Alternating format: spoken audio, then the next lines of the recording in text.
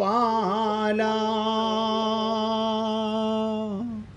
भजो गिरिधर गोविंद गोपाला भजो मुरली मनोहर नंद लाला भजो मुरली मनोहर नंद लाला भजो गिरिधर गोविंद गोपाला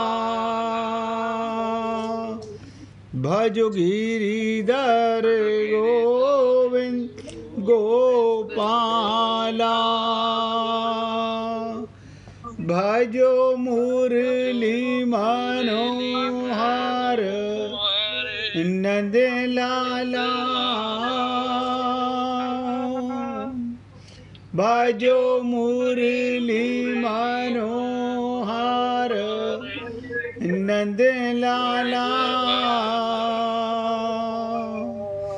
भजो गिरिधर गोविंद गोपाला भजो गिरिधर गोविंद गोपाला भजो मुरली मनोहर नंद लाला भजो मुरली मनोहर नंद लाला भजो गिरिधर गोविंद गोपाला भजो गिरिधर गोविंद गोपाला बोलिए वृंदावन बिहारी लाल की जय जय श्री राधे जय जय श्री राधे। सभी भक्तों से निवेदन, बहुत एकाग्रचित होकर सत्संग के प्रत्येक शब्द को पूरी एकाग्रता के साथ हृदयंगम करें। आप प्रयत्न तो पूरा करते हैं, लेकिन कितनी एकाग्रता कर पाते हैं ये आपका हृदय ही जान सकता है। क्योंकि मैं आपको रोज़ इसलिए निवेदन करता हूँ, हमारा मन बहुत चंचल है और एकाग्र कर पाना आसान नहीं है। तो भगवान श्री कृष्ण के दूसरे अध्याय के 11वें श्लोक से लेकर 30वें श्लोक तक की चर्चा, अब 30वें श्लोक की चर्चा का मूल प्रकरण आपके सामने पेश करने जा रहा हूँ। बहुत ध्यान से सुनेंगे, एकाग्रता के साथ सुनेंगे, एक एक शब्द को हृदयंगम करने का पूरा प्रयत्न करेंगे। कल आपसे निवेदन किया गया, आप और हम लोगों को शरीर मिला है कर्म करने के लिए, साधन है ये। जैसे किसी पुर्जे का उपयोग करते हो किसी कार्य के लिए, ये शरीर कर्म करने के लिए मिला है और कर्म केवल संसार के लिए ही होता है। भगवान के लिए कोई कर्म नहीं करना आपको, भगवान के लिए कोई कर्म नहीं करना, संसार के लिए कर्म करना है। कल आपको एग्जाम्पल बताया गया, जैसे कोई लेखक लेखनी का इस्तेमाल करता है, लेखनी ग्रहण करता है और लिखना जब बंद करता है तो लेखनी को रख देता है।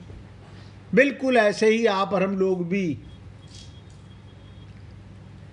कर्म करते समय शरीर को स्वीकार करना चाहिए और कर्म समाप्त होने के बाद शरीर का जो का त्यों रख देना चाहिए, यानी उससे असंग हो जाना चाहिए। कल मैंने आपको कई चीज़ें बताई। रोटी बनाते हो, बेलन का इस्तेमाल करते हो, इस्तेमाल करके रख देते हो। दवा इस्तेमाल करते हो, दवा को इस्तेमाल करके रख देते हो। पिक्चर देखने के लिए टीवी का इस्तेमाल करते हो, टीवी देखकर बंद कर देते हो। ऐसे ही शरीर है, ऐसे ही शरीर है। ये भी एक उपकरण है केवल कर्म करने के लिए। तो इससे असंग हो जाना चाहिए। असंग हो जाने का क्या मतलब? अपने को शरीर नहीं मानता रहना चाहिए। आप बताइए, अगर कोई व्यक्ति बढ़ई है, वो औजारों का कब उपयोग करता है? जब उसे कुछ काम करना होता है। अब वो अपने आप को मनुष्य होकर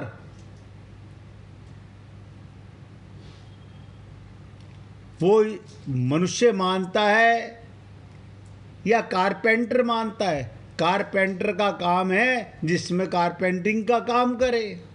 ऐसे ही शरीर का जब कर्म करना हो तो शरीर का इस्तेमाल करे।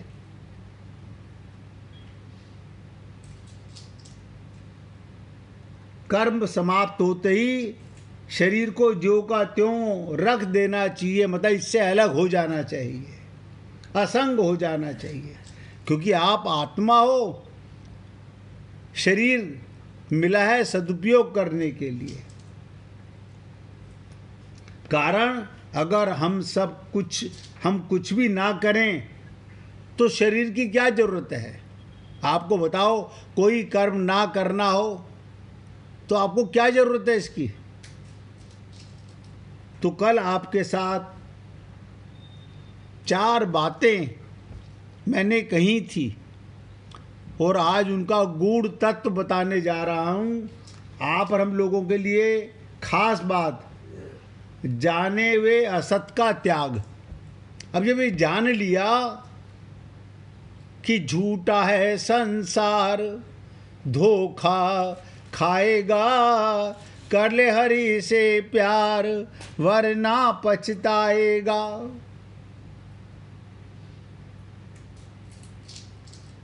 साधक जिसको असत्य जानता है उसका वो त्याग कर दे तो उसकी साधना सहज हो जाती है, सुगम हो जाती है और जल्दी सिद्ध हो जाती है। साधक की अपने साध्य में प्रियता,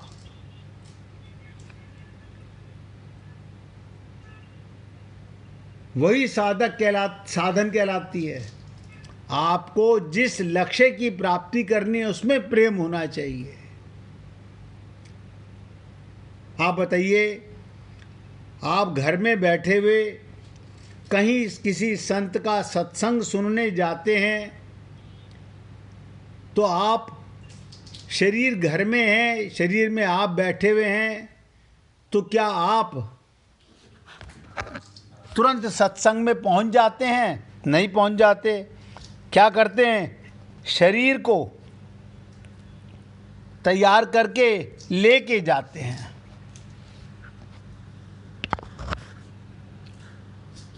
खाली घर में बैठे हुए सत्संग में नहीं पहुंच जाते। शरीर का सदुपयोग करते हैं, इसे लेकर जाते हैं और सत्संग में पहुंच जाते हैं।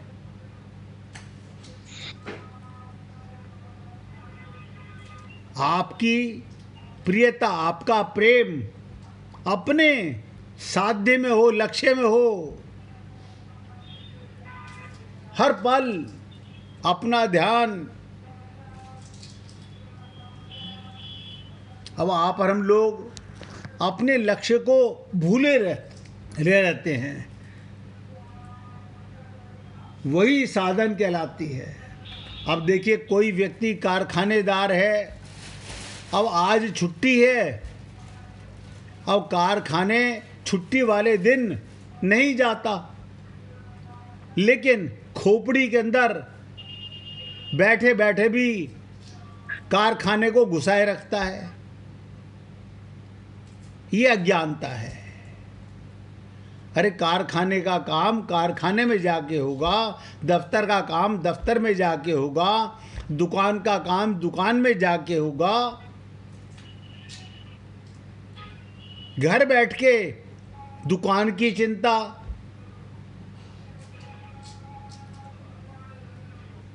तो हम लोग कहीं ना कहीं अपने लक्ष्य से भटक जाते हैं। भाई जी, आपके मोबाइल की आवाज खुली हुई है, बंद कर लीजिए। और मैंने कहा वही साधना कहलाती है। वो प्रियता किसी वस्तु में हो, ध्यान दो, वो आपकी प्रियता, आपका प्रेम किसी वस्तु में हो, किसी व्यक्ति में हो, किसी योग्यता में हो, किसी सामर्थ्य आदि के द्वारा अथवा किसी अभ्यास के द्वारा प्राप्त नहीं होती।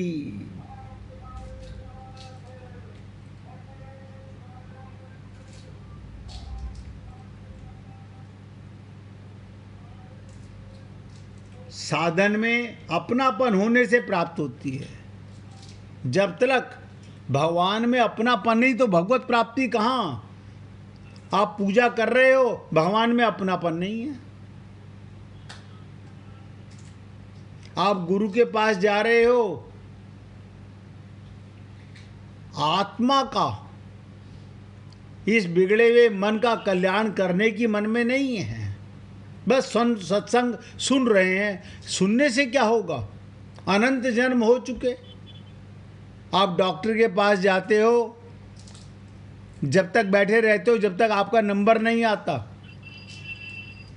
उसके बाद तो आप उठ के चल देते हो। क्यों? आपका लक्ष्य पूरा हो गया। डॉक्टर को दिखाना था, आप चले गए। और जब तक आपका नंबर नहीं आता, बार बार कौन सा नंबर चल रहा है, आपको अपने नंबर की चिंता रहती है। मेरा नंबर कब आएगा, मेरा नंबर कब आएगा। यानी डॉक्टर के पास जाके जैसे डॉक्टर को दिखाने में आपका ध्यान रहता है, ऐसे ही 24 घंटे अपने साध्य में अपनापन होने से प्राप्त होता है। साधक जिसको अपना मान लेता है, ध्यान दो, अब हमने संसार को अपना माना हुआ है तो संसार में प्रेम होगा, और परमात्मा को अपना माना हुआ है तो परमात्मा में प्रेम हो जाता है। तो कहने का तात्पर्य, वास्तविक अपनापन उस वस्तु से होता है जिसमें 4 बातें हों। वास्तविक माने, अब ध्यान से सुनिएगा, आपके शरीर का परमात्मा से संबंध है? नहीं, परमात्मा से संबंध नहीं है। आपके शरीर का जो आपके जानकर नहीं है उनसे संबंध है? नहीं, उनसे कोई संबंध नहीं है। आपका आपकी दुकान चांदनी चौक में है, करोड़ों बाग की मार्केट से आपका कोई संबंध नहीं है। ऐसे ही आप आत्मा हैं तो आपका संबंध नित्य परमात्मा के साथ है, नित्य परमात्मा के साथ। और अगर आप शरीर मानते हो तो संसार के साथ है। मैंने आपको कहा शरीर एक उपकरण है, इसका सदुपयोग करना है, शरीर में रहना है, लेकिन अपने को शरीर मानना नहीं। जैसे कारपेंटर अपने कान पे पेंसिल लगाए रखता है कि जैसे ही लाइन खींचनी हो तुरंत कान में से निकाली। अब आप बताइए, क्या वो 24 घंटे हाथ में पेंसिल रखता है? आप कहेंगे बिल्कुल नहीं रखता, ये तो हमने खूब देखा है। तो आप 24 घंटे अपने को शरीर क्यों माने रहते हो? आप और हम सब लोग यही त्रुटि कर रहे हैं। अब मैंने आपसे कल भी 4 बातें कही थी और अब आपको एक एक करके बताना चाहूँगा। वास्तविक अपनापन क्या मतलब? ये परिवार से टेम्परेरी संबंध है, शरीर से टेम्परेरी संबंध है। कारपेंटर की पेंसिल में सुरमा ना हो, उसे फेंक देता है। आप और हम लोगों ने अनंत बार ऐसे करोड़ों शरीर छोड़ दिए हैं। अब पिछले शरीर से हमारा कोई संबंध नहीं है, पिछले परिवार से कोई संबंध नहीं है। पिछला हमारा बैंक बैलेंस कहां पर कितना था, कितने बच्चे थे, क्या था, कोई मतलब नहीं है। तो वास्तविक, ये सब नोट करो, नहीं समझ में आए तो पूछ लीजिएगा। वास्तविक अपनापन, अगर आप शरीर हो, नोट कर लो इस बात को, अगर आप अपने को शरीर मानते हो तो आपका अपनापन परिवार में ही होगा। कितने भजन करो, कितनी पूजा करो, कितने उपवास करो, कितने मंदिरों में जाओ, कितना सत्संग करो, और रिजल्ट बता देता हूं, नतीजा ठन ठन गोपाल। बुरा लगेगा सुन करके, मैं तो रिजल्ट बता रहा हूं, ठन ठन गोपाल, कुछ नहीं मिलने वाला। मैंने एक शब्द बोला था, वास्तविक अपनापन। ये कब होगा? जब आपको अपना पता होगा। अपना कब पता होगा? जब भगवान श्री कृष्ण की इन श्लोकों के भावार्थ को आपने सुना, समझा, जाना और माना। लेकिन आपने और हमने सुना तो खूब, माना फिर वही ढाक के 3 पात, नतीजा ठन ठन गोपाल। ना भगवान कुछ कर सकते हैं, ना संत महात्मा कुछ कर सकते हैं।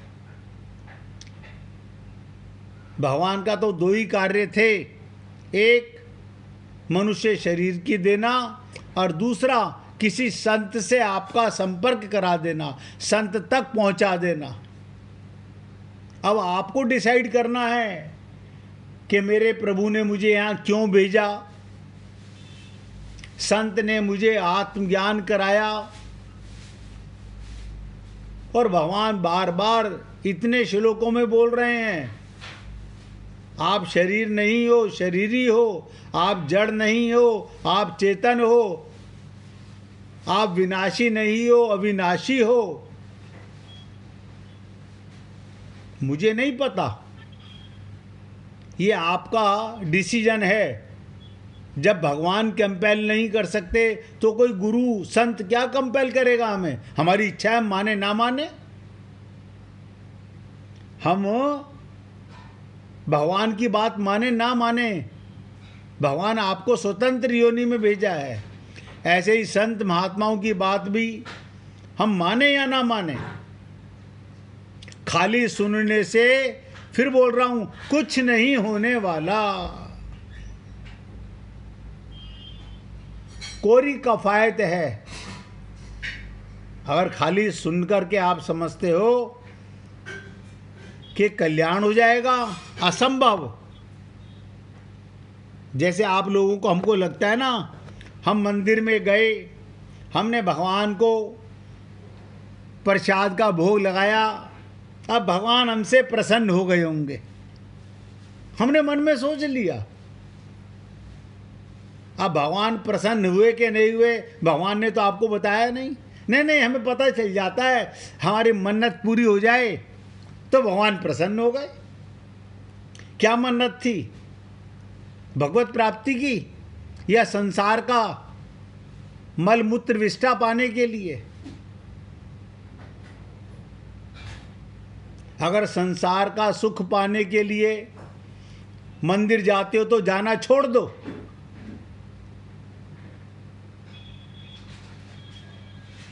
मंदिर जाओ तो भगवान का धन्यवाद करने जाओ।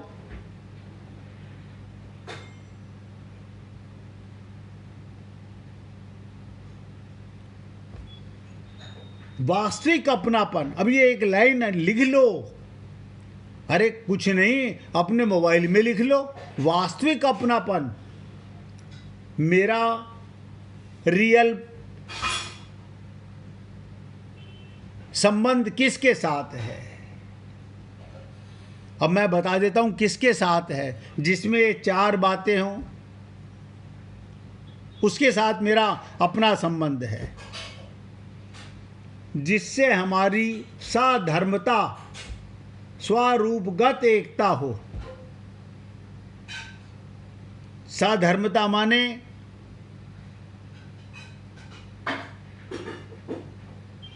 बहुत ध्यान से सुनिएगा। साधर्मता का क्या मतलब? जिस व्यक्ति का भगवत प्राप्ति का लक्ष्य है और आपका भी भगवत प्राप्ति से लक्ष्य है, आप भी आत्मा वो भी आत्मा है, आपका स्वरूप भी चेतन और भगवान का स्वरूप भी चेतन। शरीर जड़, मकान जड़, दुकान जड़, पैसा जड़, संसार जड़, इससे आपका संबंध है ही नहीं। माना हुआ है और उसी का दुख भोग रहे हो। माने हुए का दुख भोग रहे हो, अनजाने में तकलीफ उठा रहे हो। शरीर बीमार है, दुखी आपको हो रहा है। आपको नहीं पता कितना दुख हो रहा है हमारे को। डॉक्टर साहब ने जो रिपोर्ट दी, ध्यान दीजिएगा, जब डॉक्टर रिपोर्ट कहता है ब्लड टेस्ट करा लो, यूरिन टेस्ट करा लो, स्टूल टेस्ट करा लो, MRI करा लो, CT स्कैन करा लो। अब जब रिपोर्ट आती है, अगर डॉक्टर ये कह दे ऑल राइट, हाँ हम खुश हो गए, वो डॉक्टर बोले ये खराबी है, हम दुखी हो गए। तुम दुखी किस लिए हो गए? जब गुरु बताता है, जब रामचरितमानस में काक भुसुंडी जी बता रहे हैं कि मोह सकल व्याधिन कर मूला, दिन ते पुनः उपजहि बहुसूला। हमारे कान पे जू नहीं रहेंगी। हमें समझ ही नहीं आया है क्या बोला है इन्होंने। वो रोग नजर नहीं आते, वो कमियां नजर नहीं आती, वो बीमारियां नजर नहीं आती। और मैंने आपको कहा इस शरीर के रोग इस शरीर के साथ मर जाएंगे। सब नोट कर लो, शरीर के रोग शरीर के साथ मर जाएंगे। लेकिन आपके मन में जो रोग है, ममता मोह आसक्ति का, ये आगे भी ट्रांसफर हो जाएगा, आपको वापस संसार में लाके पटकेगा। 100% लाके पटकेगा। अभी हमारे को अपने स्वरूप का थ्योरेटिकल ज्ञान तो हुआ है, प्रैक्टिकल नहीं हो पा रहा। हाँ, आप जब बोलते हो तो हम समझते हैं हम आत्मा हैं। अच्छा, समझते हो? बताओ, अभी भी समझते हो नहीं? हो तो स्त्री पुरुष, हो तो ब्राह्मण क्षत्रिय वैश्य शूद्र, हो तो बूढ़े जवान, हो तो निर्धन या धनवान। जब संत हमारी रिपोर्ट निकाल के हमें देता है तो किसी को भी ऐसा नहीं हुआ कि रातों को नींद ना आए। बड़े फर्राटे से हाँ कल उन्होंने कल भी बताया था, वो तो रोज ही बताते हैं। और डॉक्टर एक दिन ब्लड की रिपोर्ट आ जाए और तुम्हारे को 10 रोग बता दे, आपको नहीं पता, खाना अच्छा नहीं लग रहा, किसी से बोलना अच्छा नहीं लग रहा, कहीं जाना अच्छा नहीं लग रहा, अब पहनना ओढ़ना अच्छा नहीं लग रहा। क्यों? उसने कहा ये शरीर मरने वाला है बस। बताइए, तो आप शरीर को अमर करना चाहते हो?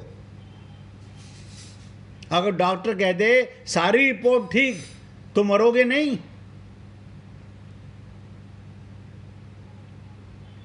मैं तो अपनी तरफ से पूरा प्रयत्न कर रहा हूं आपका ध्यान केंद्रित करने के लिए कि आपका स्वरूप क्या है और आपका वास्तविक संबंध किसके साथ है।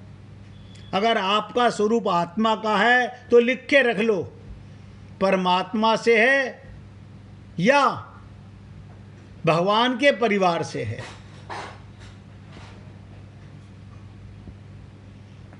आपका संबंध किसके साथ है वास्तविक?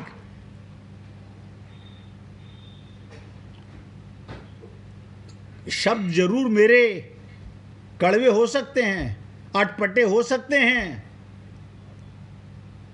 लेकिन जगाने के लिए है। कल मैंने 4 बातें कह करके मैं शांत हो गया कि कल इन पे बोलना बहुत पड़ेगा, इतनी आसानी से समझ नहीं आएंगे। साधर्मता, आत्मा का धर्म परमात्मा के साथ, शरीर का धर्म संसार के साथ। हम क्या कर रहे हैं? शरीर से भगवान की पूजा कर रहे हैं।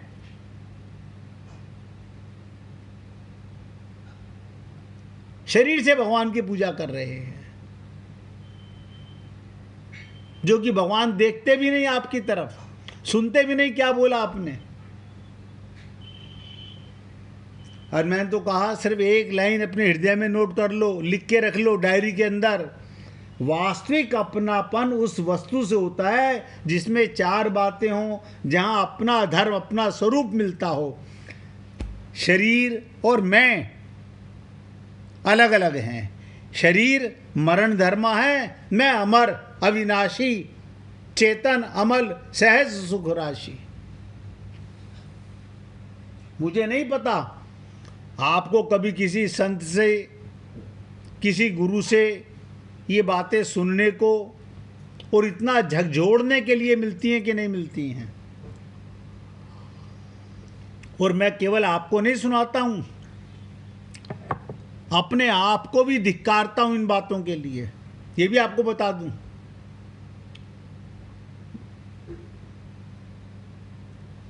तो हमारा स्वरूप किसके साथ एकता का है? आत्मा का आत्मा से, शरीर का संसार से। नंबर 2, जिसके साथ हमारा संबंध नित्य रहने वाला है। यहाँ पर मैं कल सोच रहा था, सत्संग के बाद रात्रि को हमारा संबंध किसके साथ रहने वाला है? मकान से रहने वाला है? नहीं नहीं, ये तो इधर आंख बंद, मकान खत्म, दुकान खत्म, कारखाना खत्म, परिवार खत्म, पैसा खत्म, सब हजम। लेकिन नहीं, ऐसा नहीं है। अगर आप अपने को शरीर मानते हो तो सब नोट कर लो, कहीं नहीं जाने वाले, इसी संसार में 84 लाख योनियों में वापस पटक दिए जाओगे, जब तक स्वरूप का ज्ञान नहीं होगा, आत्मा का ज्ञान नहीं होगा। और अगर आत्मा का ज्ञान हो गया तो हमारा संबंध नित्य किसके साथ रहने वाला है? परमात्मा के साथ। अब से पहले हमें नहीं पता था। हे गोविंद, आपने इतने श्लोकों में हमारे को गधे की अकल में भी भर के रख दिया, लेकिन अभी भी हम लोग वही ढाक की 3 बात है, अगर अपने को शरीर मानते हैं। मैंने कहा शरीर तो उपकरण है इस्तेमाल करने के लिए, इसे भगवान के यहाँ नहीं लेके जाओगे। लोग शरीर को गंगा जी में गोता लगा रहे हैं। कई बार सोचता हूं कि कुंभ का अर्थ नहीं जानते।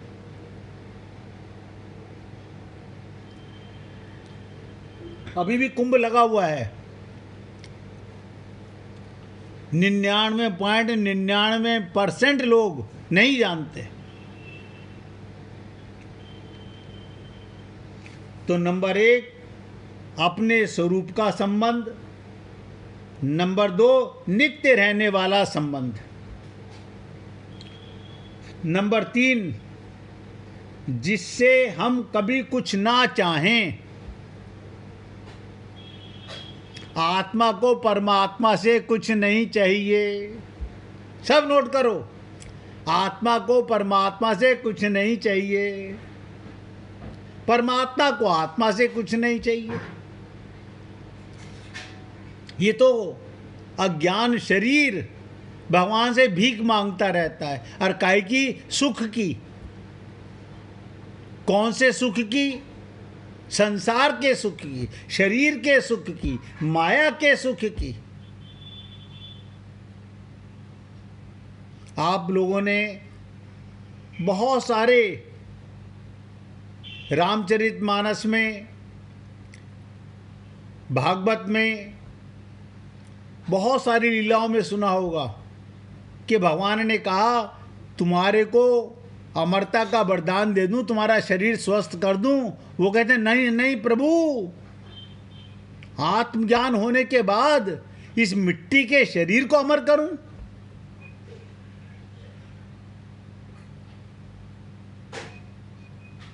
हम लोग इसे ही सोने का बनाने में लगे हुए हैं कि ये ना मरे। आज तक तो ऐसा हुआ नहीं और आगे हो भी नहीं सकता। अब नंबर 4, हमारे पास जो कुछ है वो सब जिसको समर्पित कर दें उससे हमारा संबंध है।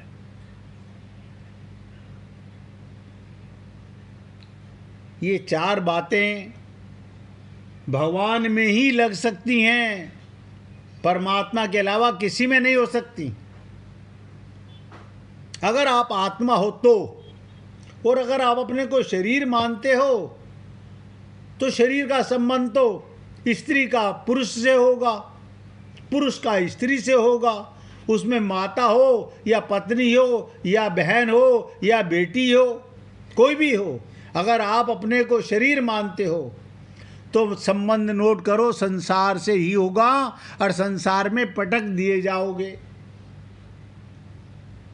और अगर आपको आत्मज्ञान हो गया तो आपका साधन फलीभूत हो गया। क्या? इस देह में हरि मिलते हैं। 1 मिनट भगवान का कीर्तन करते हुए इस छंद का ही उच्चारण करेंगे और बहुत हृदय से प्रेम से गाइएगा, और जिनको नहीं आता हो वो आराम से सुनेंगे।